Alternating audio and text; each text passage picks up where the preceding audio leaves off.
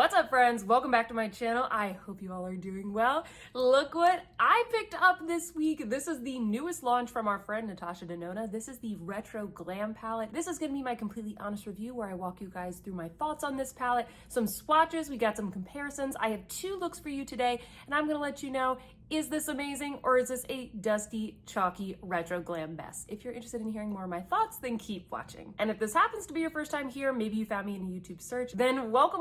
My name is Sophia, and this is my channel where we talk about all things beauty and luxury. Every single week, I upload new content, all the newest beauty releases, especially those in kind of like the luxury, more premium side of the market. So if you love luxury brands, if you love Sephora brands, then you're in the right place, my friend. Hit that subscribe button to join our fam because we have so much fun on this channel. And you can also click the notification bell to hear about every time I upload a new video. Friends, I know you've been waiting for this, so don't forget to give me a big thumbs up if you like this video. And as always, you guys know the drill. I'll be linking everything that I mentioned, including all of the comparison palettes, anything that is on my face today in that description box down below. Okay, party people, let's dive into this review because we have a lot to talk about today. I told you guys in my recent pass or yes video, those are like the will I buy it style of videos that I do on a regular basis. We talked a little bit about this palette, and I told you in that video, my reaction to this palette was like, already, Natasha? Like, we just got a palette. This is the third midi palette that she has launched this year, and she launched it very soon after her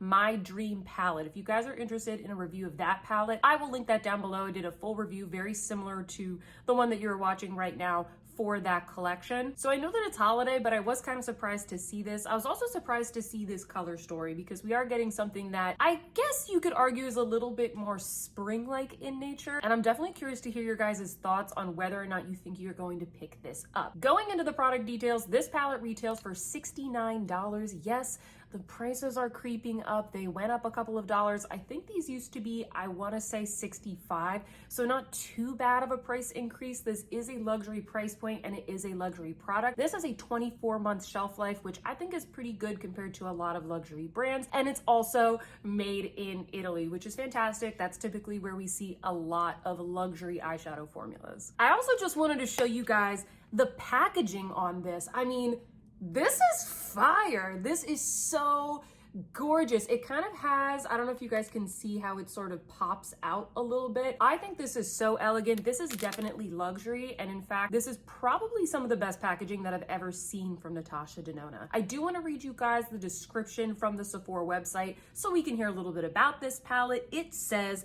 this eyeshadow palette brings two of Natasha's most celebrated creations into a new mini-sized eyeshadow palette concept. This dynamic color story combines the greens, pinks, and neutral nudes of the mini retro eyeshadow palette with a variety of seductive glam eyeshadow palette finishes in a collection of all new shades. So as I'm sure many of you guys are familiar, we already have a retro palette from Natasha Denona, but as you can see, this isn't really the same. This is a very different palette. I'm not quite sure why she called this the retro palette because we had this mini retro palette before. This was the mini retro palette. This is the first one that came out, and then she came out with the midi retro palette. And I think a lot of us were confused because typically when you take something that is a mini and you make it into a midi, it looks like it's actually inspired. So I'm not really sure why she did that, but what we're getting with this new palette is essentially a combination of this palette with this palette, which is the Glam palette. I want to say this is probably her best-selling one in addition to the retro. So essentially she took the little mini retro, she took the Glam, and together we got the Glam retro. I have to be honest with you, friends, when I first saw the promo photos for this, I did not see the influence of the Glam palette at all, but as soon as I opened it in person, you definitely can see some of these cool tone neutrals, and I will point those out in the swatches in just a second. So I can definitely see how it's a combination of the two. I do just kind of think that the name is silly, to be quite frank with you. And while this color story is beautiful, I definitely would say one of my biggest concerns is whether or not it's gonna work for multiple skin tones. I was afraid that maybe, especially with these lighter mattes, it would be a little bit too dusty, a little bit too chalky. So I'm gonna comment on that a little bit throughout this review and also my final thoughts. But next up, what we're gonna do is we're gonna get into some swatches. What I like to do do with this kind of a palette, because I think it's pretty easy to get overwhelmed with so many colors, is I like to swatch all of the shades not in order, but rather by color story. So the first color story that I'm gonna show you guys are all of the greens in this palette. In my opinion, these are the standout shades. So right here I have for you Evergreen, which is described as a matte cream powder medium dark sage green. Then we have Marlin, a metallic light medium sage green. Then we have Sage, a matte medium sage green. Fringe, a matte pastel sage green. Palladian, a metallic pastel sage green, and finally we have Oz, a metallic medium dark muted forest green. So most of these shades are described as sage. I think that is a perfect way to describe them. That really is the tone that you're getting. It is very retro. It kind of reminds me of like maybe the 60s and the 70s. You kind of get that sage, a little avocado green. We're pairing it with the pink. I think it's the perfect description. Next up, I'm going to show you guys the pink tones that are in this palette. So first up, we have the shade Flare. This is described as a sparkling metallic vintage rose with a silver shift. Then we have Holly, a matte light neutral rose. Flutter, a sparkling light champagne pink. This is more of a topper shade, by the way. It's more of just kind of like a glittery topper that you can layer on top of other shades. And then we have Belle, a matte medium dusty rose. And then finally, we have the shades that are inspired by the Glam palette. And I'm just calling these glam neutrals, glam cool toned neutrals. So first up, we have Jazzy, a metallic dark cool brown. We have Oscar, a metallic light medium vintage champagne. I love that description. Vintage champagne is perfect. Maxi, a metallic medium dark warm taupe. Faye, a matte medium muted clay. And then Lucy, a matte light limestone. I also love that description as well. Limestone is the perfect name for that matte shade. So those are all of the swatches. You can clearly see the influence of the mini retro and also of the Glam palette. It also gives a little bit more of an idea of the pigmentation that we are getting. And also, if you guys ever get overwhelmed with the colors in this palette, you can always stick to a monochromatic look. You can go just with those greens that I showed you, just with those pinks. So it kind of gives you some ideas for more looks you can create. And then you can combine the greens and the pinks with the cool tone neutrals. So if you are more of like a beginner and you want to sort of dip into this palette and experiment a little bit, that's a really easy way to get started. I hope that those swatches were helpful. Next up, I'm going to be doing some comparisons. Typically, I do the comparisons after the demo, but I think I'm going to do it now because we don't really have that many, because actually this palette, it's pretty unique to anything else that I have in my collection, quite frankly, but I still wanted to show you guys some side-by-sides and some swatches of a couple of the other palettes that I've been talking about today. The first one is going to be obviously with the mini retro. So I want to show you guys a side-by-side of both of these palettes and what they look like. And I also want to show you a side-by-side of the swatches. You can see here that the mini retro, it's a little bit more muted, whereas the shades that we're getting in the Glam retro, they are a little bit brighter, and also the greens, they're greener. They stand out a little bit more. So I think that both of these palettes, they are great companion palettes. And usually that is what Natasha Denona is going for. Next up, I have a side-by-side using the Glam palette. Obviously, very different palettes, but I did want to show you a side-by-side of the neutrals that we get in the Retro Glam with some similar shades that we get from the Glam palette. You know, these are all kind of like same, but different. I had a lot to choose from the Glam palette. So if you like the Glam palette, you're definitely going to like the cool neutral shades that you get here in the Glam Retro. Next up, I have a comparison with the Retro Midi palette. These, once again, these are very different palettes, but I do think you get a very similar sort of retro mod vibe. If you dip into just the pink and neutral shades that are in the Retro Glam, you can quite frankly get a similar look that you would get with the Retro palette. The biggest difference here is that the Retro palette, all of the undertones of the shades are very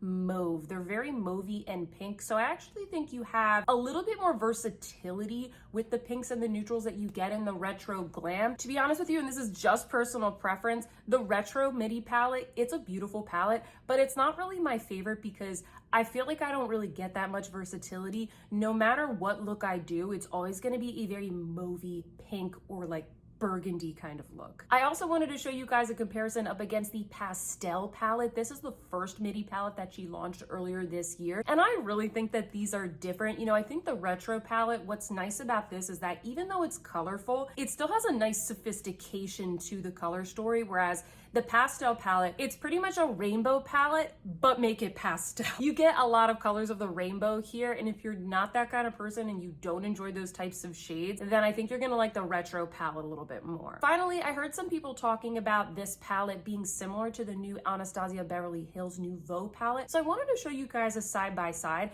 I can see why some people are saying that, because in that palette you do get these beautiful like mossy and sea greens. I really like this new palette from Anastasia, but that being said, I really don't think that these are that similar, because quite frankly, there are no pink tones in the ABH palette. So if you like those kinds of mossy, more grungier types of greens and you want to pair them more so with neutral shades, then go with the ABH palette. Here you're getting that sort of very retro juxtaposition of sage green and pink. All right, party people, let's dive into the demos. I have two looks for you here today. The first look is going to be a very natural and soft look, and then the second look is going to be a more glam look, the one that I am wearing today. If you are new here, I try to do looks that I think my subscribers are going to wear, looks that I think that they can recreate. I try not to do anything that's too crazy or graphic, even though I know there are a lot of really cool looks that Natasha has created with this palette on her website and on her social media. And also in my demos, I don't use fake eyelashes because I want you guys to really see the shadows for what they are in a more natural, more realistic setting. And I know that not all of us have time to go for like this huge blown out glam kind of look with fake lashes. We want to know what we can do if we're just like getting ready to go to dinner or go to work. So I'm just going to sort of preface that. Let's dive into the first look, which is the more softer, ethereal, natural look. So here is what I did. First off, I dipped into the shade Fringe. This is one of the soft mattes, and I blended that out into the crease. One of the things that I noticed is that even though this is a pastel shade, it does have pretty good pigmentation. I was really happy with how opaque it was, and it also blended out perfectly. Next up, I dipped into the shade Oscar, and I applied that to the outer lid. One of the things that I really like about this shade is that even though it's kind of like that silvery taupe, again, this is one of the like neutral shades in the palette, it's still bright enough that it kind of brightens up the whole eye, and I think that this is gonna pop on any skin tone. Next up, I went into what might be one of my most favorite shades in the palette. This is called Palladian, and I put this on the inner lid. Oh my gosh, this is so pretty. This is a beautiful minty icy dream. Once again, I think that this is gonna pop on any skin tone. Everyone is gonna look good in this color. This is definitely one of my favorite shades. I then applied Palladian and Fringe on the lower lash line, just sort of matching what I did to the top. And you know what? At this point, I was really liking how this was looking. You could stick with this monochromatic look. It could be really quick, really fast. You don't even really have to dip into any shades, but I did want to try out the pinks that are in this palette. And here's where I think I maybe went a little bit wrong, and I'll kind of show you how I fixed it. So the next shade that I went into is called Holly. This is one of the matte pink shades, and I applied this on the inner corner. I did not like the way that this looked. I think it sort of looked like I had pink eye, to be perfectly honest with you. So I tried it out. It didn't look horrible, but I did try and fix this a little bit. I dipped into that sparkly topper shade, which is called Flutter. This is a gorgeous shade, but what I must say is that if you're gonna be using this in the inner corner, you definitely need to wet your brush, because this shade, if you just pick it up dry, it can be a little bit chunky, okay? It's more of like the crystal chroma top coats that she typically will have in some of her palettes. So I think also I made a little bit of a mistake here. Again, I was testing this out, I was trying it out. I made a little bit of a mistake just kind of going in dry. Then I wanted to see how the pinks would kind of layer together with the greens. And this is tricky because a lot of times if you start blending different colors together, the colors can get pretty muddy, but I still wanted to test it out for science. So I dipped into the deeper pink. This one is called Belle. And with a fluffy brush, I just kind of blended that into the outer crease. And I wasn't really getting the color payoff that I wanted, even though it does blend out really well. So I also went in with a pencil brush just to kind of deepen up the look a little bit. I will say when you do this, I don't think that it necessarily gets muddy, but I do think that you lose the beauty of both the green and the pink. I think you need to be careful when you're blending these things together. If you're going to be using these sage and pink colors together, which That's kind of the whole point of this palette, to be quite frank with you.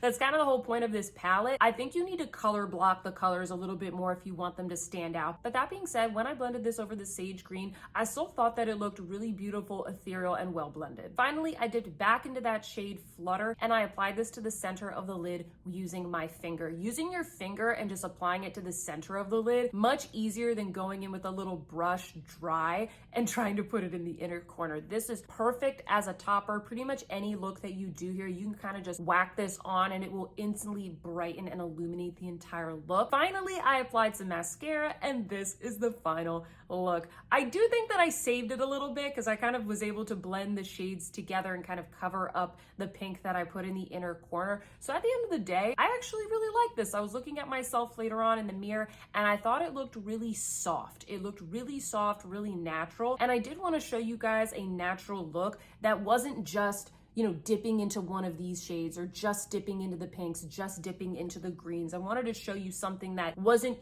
totally kooky crazy, but still utilized a lot of the tones in this palette. So after my experience creating the first look, I knew I needed a little help from our friend Natasha Denona. So for the glam look, I actually went on her website. If you guys get overwhelmed, go to her website because she has a lot of really cool tutorials. And I picked out, I'll put up the image of the look that I chose. This is the tutorial that I followed. So everything that I did in this demo, I basically just took from Natasha Denona. So I can do it. I feel like you guys can do it too. Let's dive in. First, I dipped into Belle. That's one of the pink mattes. And I just kind of blended this out along the crease, maybe just a little bit above the crease, in fact. And then afterwards, I dipped into the lighter pink, which is called Holly. And Natasha just blends that into the brow bone. I noticed what she does in a lot of her tutorials is that she uses these lighter pastel shades as blending shades. So if you go in with like evergreen, you can blend it out with fringe. If you go in with Belle, you can blend it out with Holly. So that's just a little bit of a tip for you guys. Next, I went in with the deeper pink shimmer, which is called Flare, and I applied that to the inner corner. This is a really, really beautiful shimmering pink. I was a little intimidated by it at first, but I think it looks really pretty. Then I dipped into the deeper green matte. This is a cream to powder formula called Evergreen, and I like this because it still has enough pigment, but it's soft enough that it keeps the look soft. And you also don't get a lot of fallout with this formula. Then I was very excited to use the shade Oz. This is kind of that mid-tone green shimmer. And this layers beautifully over Evergreen. It's actually pretty soft. It's a lot softer than you think just kind of looking at it in the pan. It's a really great, beautiful sage green shimmering metallic. Then as I was saying, I used some of these lighter colors to blend everything out. I dipped into the color Shade and I just kind of blended that above the brow bone to blend everything together. And then I dipped into the shade Flutter, one of my favorites, this time with a wet brush. And I applied that to the inner corner, adding some brightness and luminosity. Then this is kind of the one place where I deviated from what Natasha did. I really wanted to use this shade Marlin because once again, I love sort of those bright, high shine metallics that she does. And I applied that to the inner lower lash line. She actually uses the shade Flare, which I was a little bit worried once again to be putting pinks in my inner corner. So I was a little bit scarred by that first look. So I went in with the shade Marlin, and I actually like how much brighter it is. I think it connects like this half of the eye with this half of the eye really well while still giving the pink on the upper lid. Finally, what Natasha does is she applies some black winged liner, which is what I did. I also popped on some mascara. And then something that was really interesting is that she blended out the liner with this shade Maxi. So I used the shade Maxi and also the shade Jazzy. So the two like darker glam inspired shades in the palette. And I just used those to blend them along my lower lash line and the upper lash line to essentially soften the line. So that is what I did. I put on some mascara and this is the final look. Comment down below. Let me know how you think I did with this tutorial. I think it looks beautiful. I think it looks super cool. You do need to be careful about where you apply the pinks because you might look like you have pink eye, or it might make the greens a little bit muddier, sort of tone down the brightness of the greens. But I'm gonna go and follow some more of her tutorials because I definitely learned a lot just kind of watching what she did. This is a look that I don't think I would have created on my own. So yeah, guys, comment down below. Let me know, do you like the softer look? Do you like the more glam look? Do you guys think that you could recreate these on your own if you had this palette? I would love your thoughts. Okay, friends, I hope that all this has been helpful so far. Now it is time for my final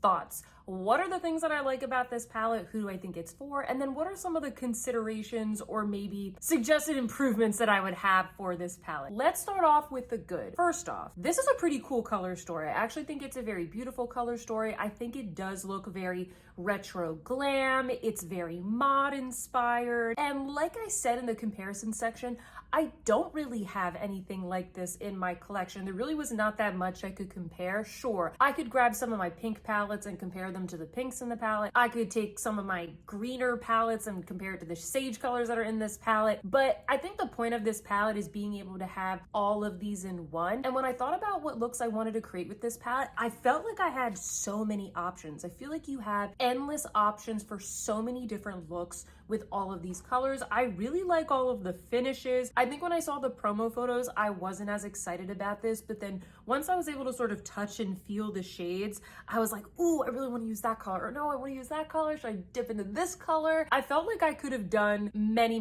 looks in this video, but we just wouldn't have had the time to go through all of them. All of the finishes in this palette are amazing. I do think the quality is good. I think it's that typical Natasha Denona quality. I know with some of her palettes in the past, especially with like the cream to powder formulas, some of those, they don't show up on the skin, or maybe they blend out a little bit too much. In this palette, we are getting only one cream to powder formula, which is this color Evergreen, and I think it performs very nicely. I also think that the mattes, they are definitely more pigmented than I thought they were going to be. They're not super chalky, they're not dusty. I feel like I get a decent amount of pigment from them, and I do think that this is going to work for a pretty wide array of skin tones. In fact, I think that the skin tone that this probably would look the best on is probably like the medium to tan, because I feel like these colors, they're not going to wash you out, but they're also going to pop a little bit more on the skin as opposed to mine. Like, I think that these shadows, if I were tanner, they probably would pop a little bit more because the pastel shades are so pigmented. The last thing that I wanted to say that I love is the packaging. I said this in the beginning of the video. This is probably some of my favorite packaging that I've ever seen from Natasha Denona. I really like that she's stepping it up. I think it's beautiful. I think it's very, retro glam. I think it goes really good with the theme of the palette. Now for some of the considerations or the opportunities. I don't want to say necessarily the bad things about this palette, but these are just some of my thoughts. The first thing is that when you look at the tones in this palette, most of the dark shades are shimmer shades. Really, the only dark matte is this one, Evergreen, and like I said, it's a cream to powder formula. I think that's good if you have a fair, light, medium, even tan skin tone, but the cream to powder formulas, I find these formulas to be a bit softer, and that's great if you want a soft effect, but I think that if you have a deeper skin tone, I would have wanted a deeper, more traditional formula matte from Natasha Denona. Even someone like me who's super duper fair, I would have wanted another darker matte, and especially one that is not in a cream to powder formula. I think that these shades, I do think that they will pop nicely on a darker skin tone, but you're gonna be using those differently if you have a deeper skin tone. For me, they're perfect for transition shades. I can put them on the lower lash line. They add a little bit of depth and dimension for someone who's pale like me, but if you have a deeper skin tone, I think that you're going to use these more as like a lid shade or a bright matte inner corner, which I think will look beautiful, but I just wish there was a little bit more versatility for building depth if you have a deeper skin tone, because the only option that you really have in here is going in with these deep shimmers, which I don't think that many people want to go in with something so metallic in the crease to add depth. It doesn't really make that much sense. If you're thinking about getting this palette and you're looking at this and you're thinking, oh, that's so beautiful, I'm so intrigued, one of the biggest things I think you need to ask yourself is like, do you like sage eyeshadow? Do you realistically wear that color? Because if you don't wear that color, then there's really no point in getting this palette, because otherwise it's just like a pink neutral palette, and many of you I know already have those color stories in your collection already. The other question is, are you going to wear sage eyeshadow with pink tones, or sage eyeshadow with these cool tone neutrals? I sort of think that while I really do like that monochromatic look of going in all sage with a bit of the minty green and maybe, dipping into one of these colors to add a little something extra. It doesn't really make sense to spend $69 on this palette if you're never gonna dip into the pinks while you're using the sage greens. If you don't really like this look, then I just don't really think it makes sense to spend the money on this palette because you're only really gonna be using half of the shades. Also, because we have the juxtaposition of shades,